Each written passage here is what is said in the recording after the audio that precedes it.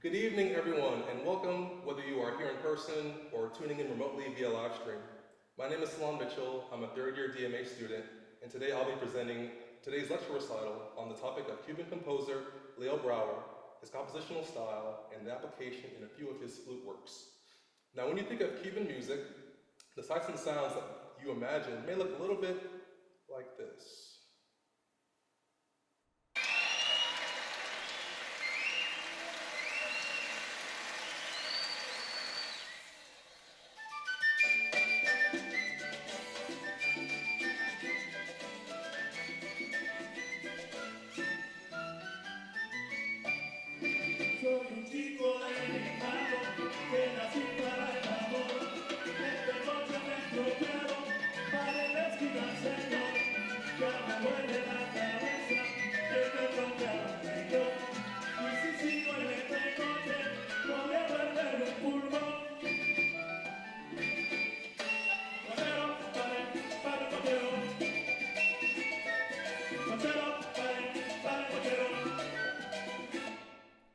Now, I have to say, if you aren't moving your body at least a little bit in your chairs, then you may need to check your pulse.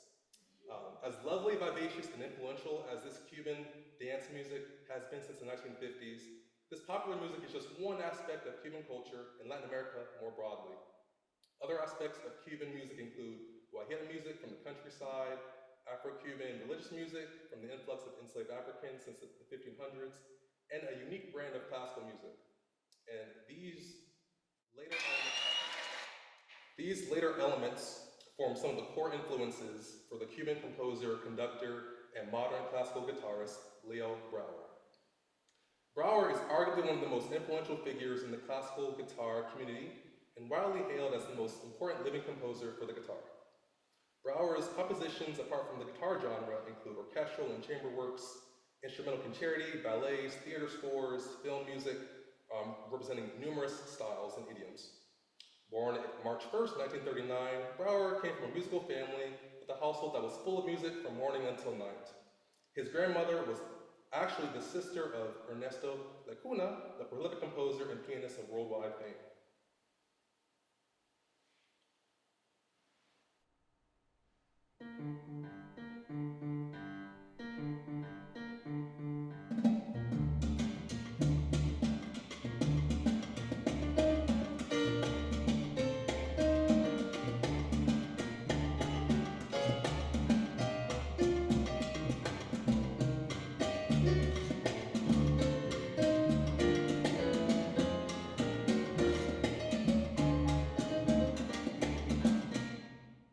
So that was the famous Comparsa by Ernesto Lecuna, interpreted by the Afro-Cuban jazz pianist Chucho Valdez. Now, with the Latin percussion section, you can clearly hear the 3-2 clave pattern that is implied in the original, which is only written for 2 hands. Back to Brouwer. It's important to note that Brouwer wasn't actually interested much in this Cuban popular music or dance music for his compositional endeavors. His issue was with the mass media and the recording industry across the world for oversimplifying the music of his country, the land, and the people to only his sole representation of entertainment for commercial gain and in some way nationalistic purposes from the government. Instead of popular music, Brouwer has always loved the Afro-Cuban roots and sounds of his people with its rituals, religions, folk culture, and history. In fact, when he was 9 years old, Brouwer barely remembers his first contact with Afro-Cuban culture. After receiving his first communion with a nice white suit before arriving to a symphony concert, he actually stumbled upon a house in the middle of a Santeria ceremony, a Cubanized version of the religious beliefs of the Yoruba people of West Africa. Here are some examples.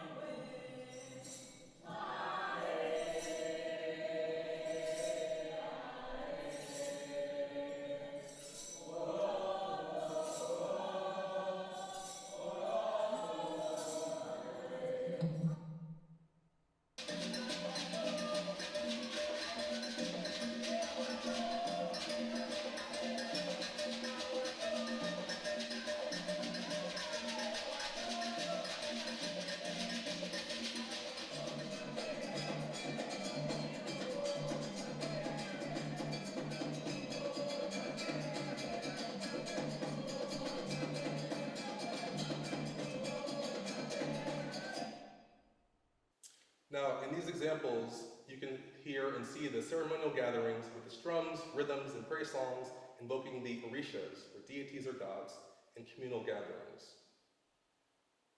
Brouwer's style can be divided more or less into three periods.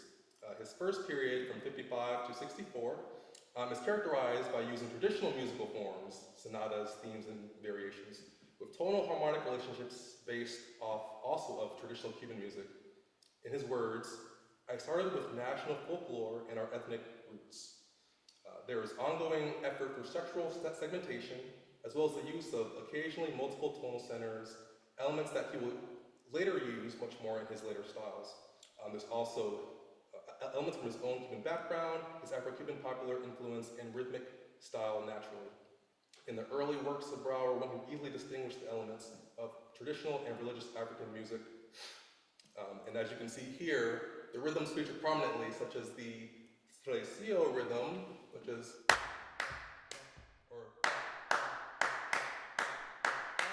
or the Senquillo rhythm, which is prevalent throughout much of his early works.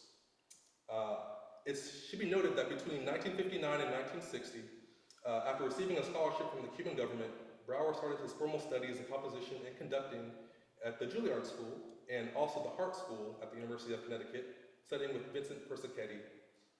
As he says, in his pursuit of a universal musical expression, he analyzed and studied a plethora of pieces by composers of various nationalities and historical periods.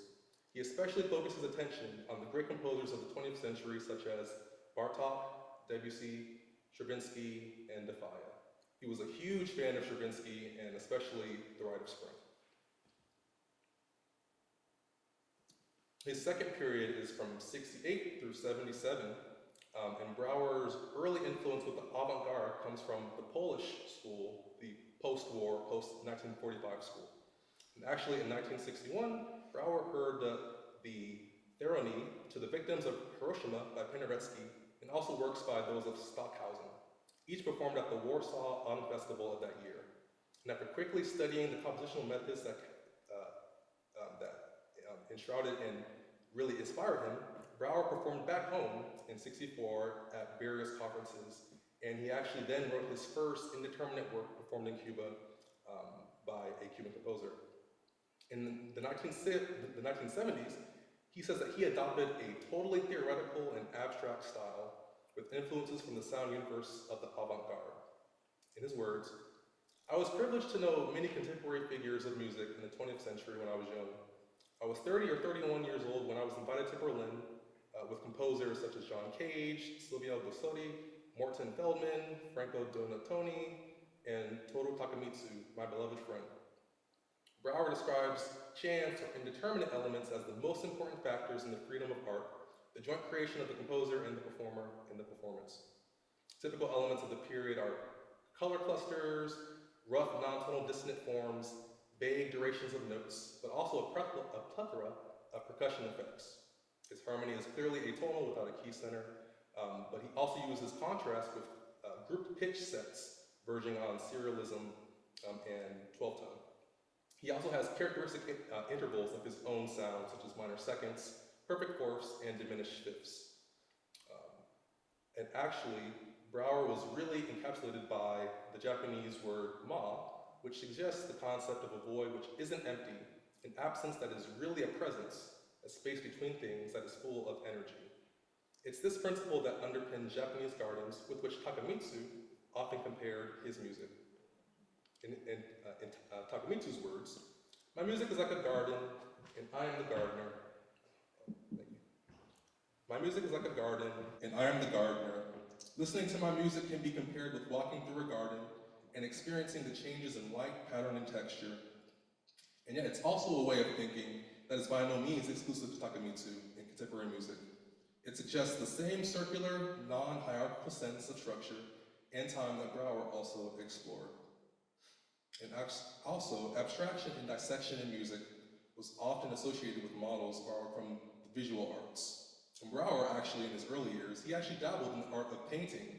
Unfortunately, with his self-critical sense, he destroyed all of his works, However, this experience and omnipresent concepts of the golden ratio and the Fibonacci sequence, for example, these had a long-term effect on his career as a composer. So here's a sample of the Threnody of Victims of Hiroshima by Penderecki.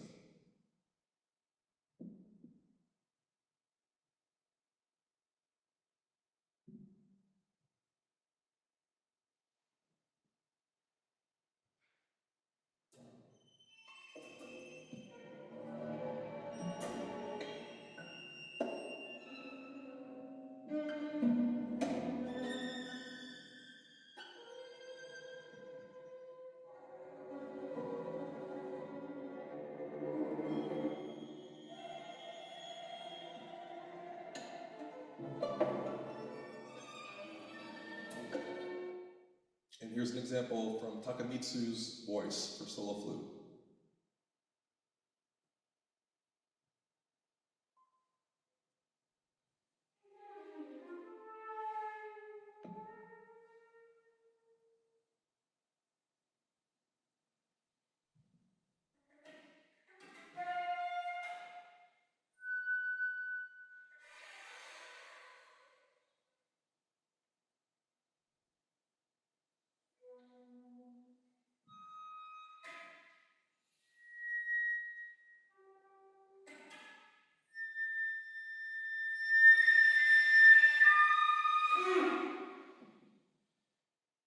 And so in those examples, you can clearly hear the avant-garde from the Penderecki, and you can hear the clear various sonorities and sound textures from the Takamitsu.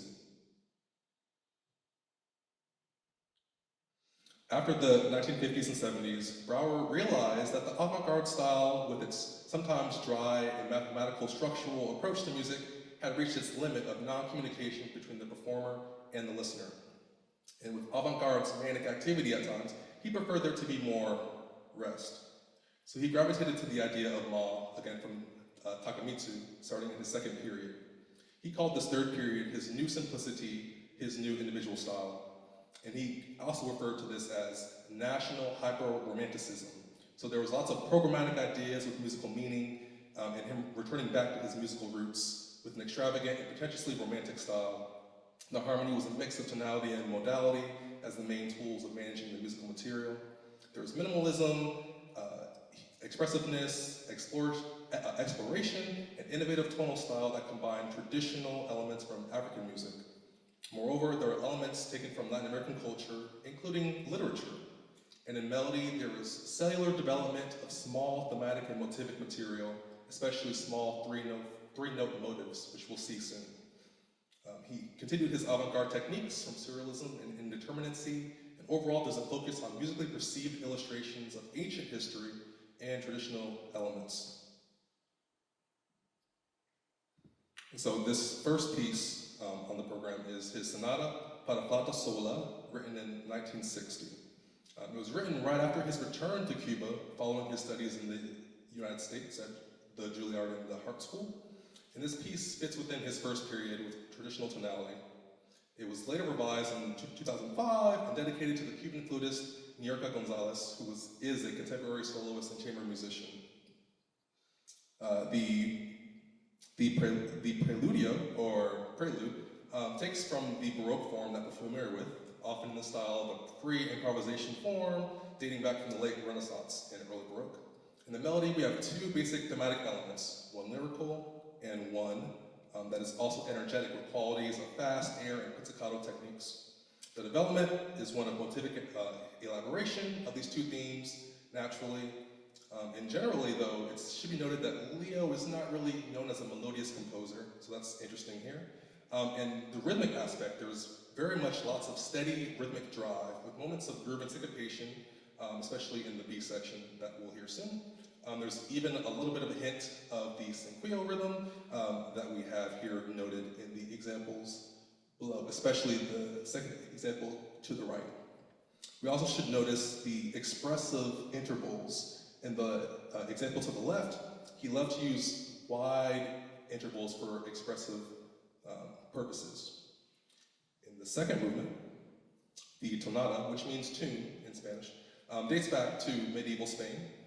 There's a fluid, organic, melodic line that actually in Cuba, funny enough, they sometimes use these tonatas to sing their babies to sleep. And we mentioned the syncopal rhythm in the first movement, but here in the second movement, it is present throughout in both the andante sections as well as the more fast and more vivacious poco mosso sections. So again, paying homage to his Cuban roots. The third movement continues the form of traditional forms in ternary form, ABA, and again we have another Baroque form. In this case, a small toccata or pequeña toccata. In this melody, there's a contest really between accent and explosive movements with leaping intervals and short, small lyrical sections with legato movements. The rhythm is very explosive and playful with richness and variety of rhythms and articulations. This sonata, I believe, is able to provoke the highest levels of emotions and drama, and so the first piece on this program is the Sonata para Flauta Sola.